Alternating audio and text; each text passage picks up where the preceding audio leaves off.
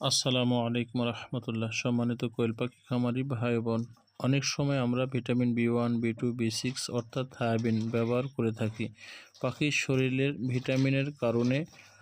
আপনারা হয়তো জানেন পাখির শরীরের হাড়ের যে শক্তিটা সেটা মূলত ভিটামিন বি1, বি2, বি6 এই ভিটামিনগুলোতে পাখির হাড়ের শক্তি যোগায় বা পাখির শরীরের যে দুর্বলতা বা হাড়ের যে দুর্বলতা থাকে সেটা বিশেষ করে থায়ামিনে পূরণ করে থাকে।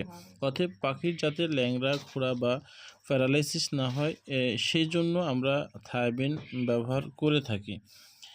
তো একটা বিষয় আপনারা মনে রাখবেন, থায়াবিন পাশাপাশি একবেলা ক্যালসিয়াম রাখবেন। যেমন রাতে থায়াবিন ব্যবহার করবেন, দিনে ক্যালসিয়াম ব্যবহার করবেন। এইভাবে আপনার পাখির দিকে খেয়াল রাখবেন, পাখি সুস্থ সবল থাকবে ইনশাআল্লাহ। আসসালামু আলাইকুম।